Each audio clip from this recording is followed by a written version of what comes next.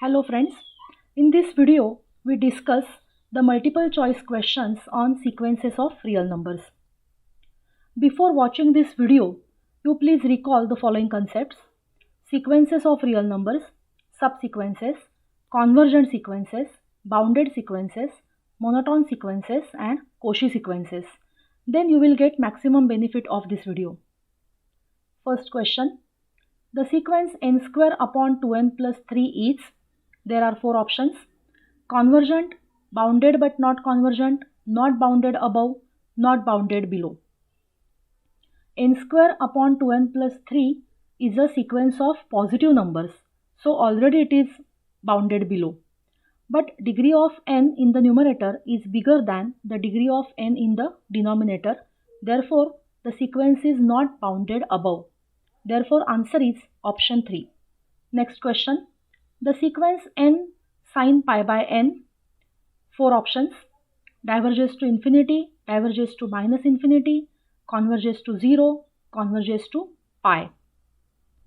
We can write n as 1 upon n in the denominator. So we get pi into bracket sin pi by n upon pi by n, and the term in the bracket has limit 1. We know that sin x upon x, limit as x tends to 0, is 1. So limit of the bracket is 1. Therefore the final limit is pi. Therefore answer is option 4. Next question: the sequence 1 by n cos n pi.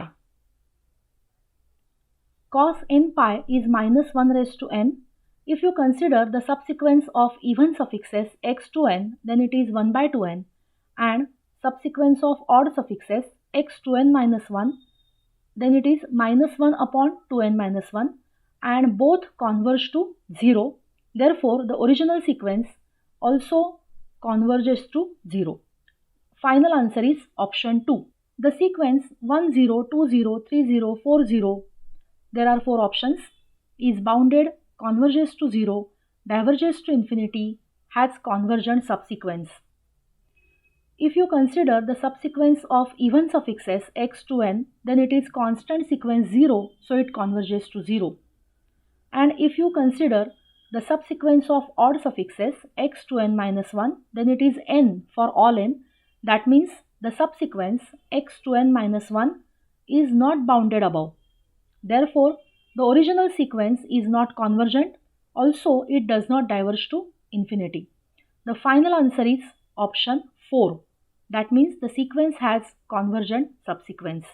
Next question: consider the sequence xn, which is 1 plus 1 by n bracket raised to n, and then we want to find the values of limit superior and limit inferior.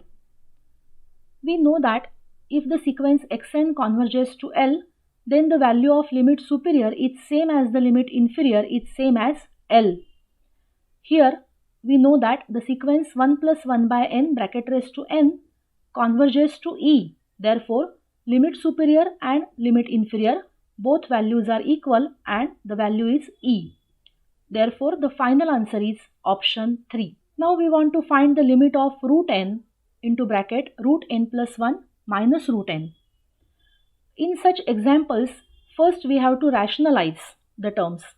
If you multiply numerator and denominator by root n plus 1 plus root n, then we get root n upon root n plus 1 plus root n. Then you take root n common and cancel, and finally we get 1 upon root 1 plus 1 by n plus 1. Now if you take the limit as n tends to infinity, then we get the value half. Therefore final answer is option 1, which is half. Question number 7. Which of the following is a Cauchy sequence? For real numbers, we know that a sequence of real numbers is Cauchy if and only if it is convergent. That means you have to check which of the following sequences are convergent. Here there are two correct options are there. This is multiple select question.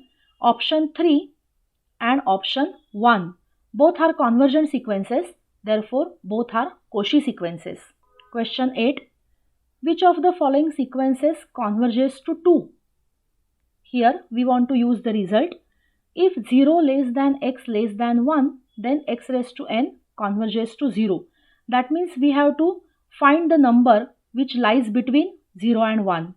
In these 4 options, 2 by 3 lies between 0 and 1.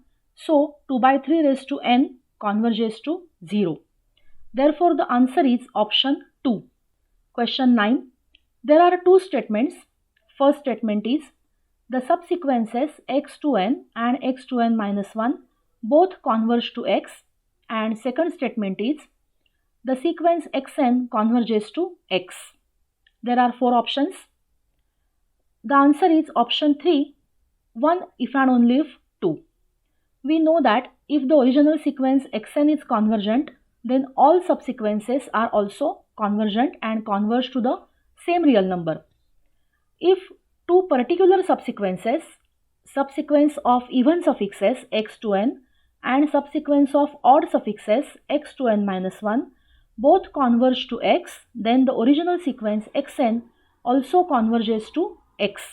Therefore, the correct answer is option 3. Last question. Again, there are 2 statements. If the sequence xn converges, then the sequence mod xn also converges. And second statement is, if the sequence mod xn converges, then the sequence xn converges.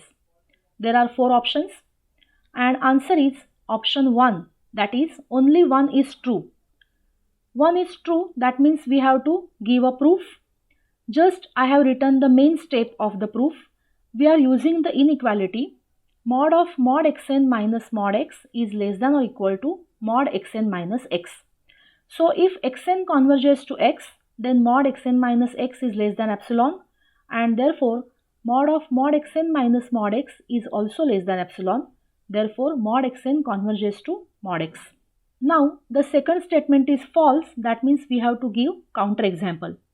Consider a sequence xn whose terms are minus 1 1 minus 1 1 minus 1 1. We know that this sequence is not convergent. But if you consider mod xn, then it is a constant sequence 1, and we know that constant sequence is convergent. So this is an example of a sequence xn which is not convergent, but if you consider mod xn, then that sequence is convergent.